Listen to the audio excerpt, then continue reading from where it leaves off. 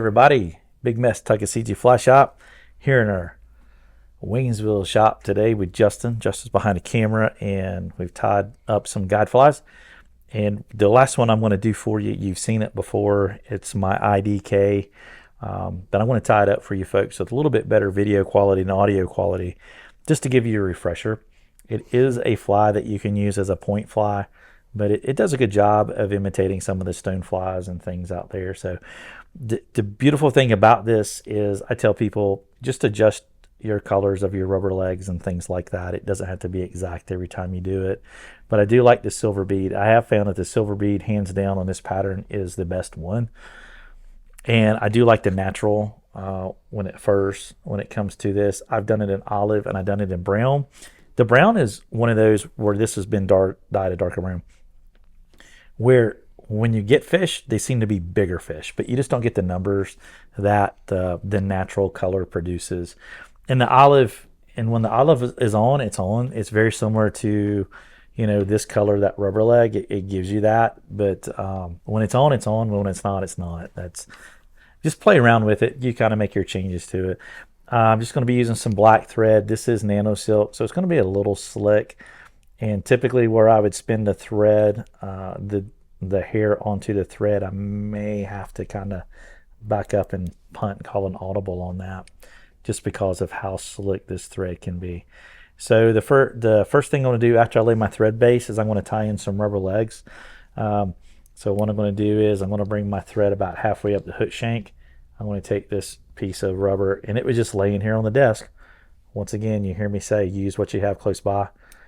I've looped that around it, and I'm just going to capture that and go right back over top, just like so. That's another way you can tie in those rubber legs. Same way on this pattern, you can do it this way on that one. Anywhere you use rubber legs. One of the techniques that you can do with it there. I'm going to leave that a little bit long until I get to the end.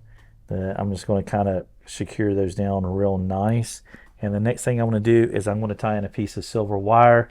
Usually I use a tinsel, but all I have with me today is wire, so use wire. Just use what you got. And this is going to be a counter rib through that particular body, but it also does add some segmentation to it. This is a Semperfli wire. I like their wire. They do a really great job, as weird as it may sound, spooling it onto the spool itself. But it's very consistent, and there's 21 yards on here, so that's quite a bit of wire for what you get. So it makes it a good value. This is 0.2 millimeter, 0.008 inches, so 0.02, and a bright silver. Various colors of that. But they do a really good job of spooling all their products. As a matter of fact, they built their own spooling machines and stuff so they could control that. So I'm just going to tie this in just like you would anything else when it comes to wire. I'm going to secure that in.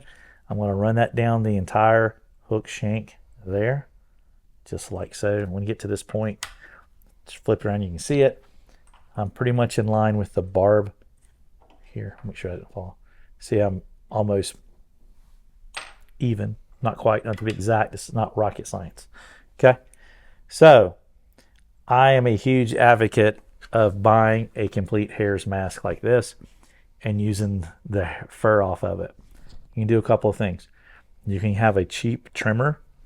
You can see where here on the ears I've actually shaved the head off. You can blend your own hair's dubbing out of it if you want to. You've got a lot longer fibers and guard hairs and things in here, where if you get a package of dubbing, which may be the most convenient for you, you're not necessarily going to get some of these other fibers that I feel make an excellent, exceptional fish catching machine when it comes to a nymph. So I like to kind of go through here and pick out those particular fibers. I am going to use a little bit of dubbing wax on this just because this nano silk is pretty slick. And you see I kind of split the threads right there. I just want to add a little bit of tackiness to it. And I want this, when I wrap it, I want it to be kind of buggy. When you're done, you can take a little piece of Velcro and rough it up if you want to. Entirely up to you. So I'm just going to come in here and just kind of start pulling off some of these cool fibers and kind of blend them together. You can take a wire brush and kind of do this ahead of time if you want to, and just have it out on your desk. So I want to traditionally kind of put that onto my thread. I want to make this kind of noodle here, and I don't mind kind of having a thicker body, honestly. So I want to start with that, kind of see where we're at. And as you can see with the Norvise, I'm not always spinning it like, Mad Max. Through there are times that I just kind of do very traditional, take my time, seeing how things are going there. And that's the beauty. You can use it any way, adapt to any situation that you're doing. So let me get more of those fibers here. Get them on there like so. Beautiful. I want this to be buggy. As you can see, these fibers are flying, and that's fine. Kind of try to build up a consistent body taper, as much as you can. And we want to leave some space up here. This is going to be key because we're going to do a dubbing. We're going to add some legs, and we're going to do a dubbing loop. Excuse me. There, just about. Belts. So I want to take my wire. I'm going to kind of counter rib that. This is, like I said, this is a fly that you're going to catch a lot of fish on. It's going to get beat up, a lot of the teeth in it. So make sure you kind of counter rib that to kind of help hold it together. Like so. Boom, boom. Beautiful. I'm going to helicopter this just like that. Everything's pushed down right there. Now I'm just going to kind of build up a little bit of a base here for two things. We're going to tie in these legs here in just a moment. And then I got to have a place to put in the, I got to do that dubbing loop. So let me go ahead and kind of put a half hitch right here just in case anything goes awry, which as you folks knows, it never does. So I want to take the rubber legs here. I want to fold them in half. And when I tie them in, I'm going to do it just like this. Just on top. I like that right there. Come in here like so. Just like that. Half hitch it. That's not going to go nowhere. And I'm just going to pick these here. And then over here just a little bit in there. But you can kind of manipulate these down. I may have got to hit the horse head of the cart there just a little bit, securing it. But anyway, it'll still fish. All right, so what you want to do next is make a dubbing loop. I want to take my fingers. I want to make a loop, no pun intended.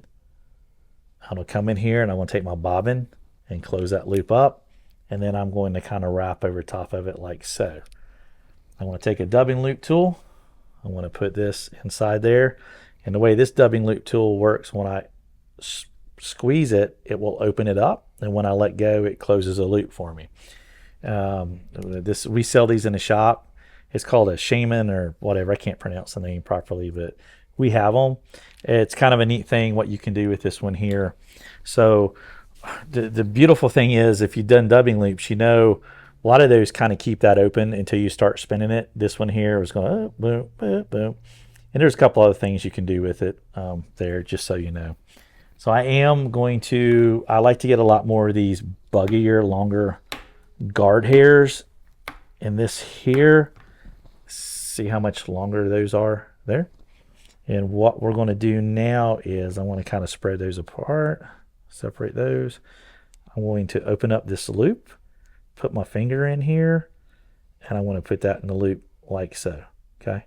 Now we're going to lose some of these. Keep that in mind.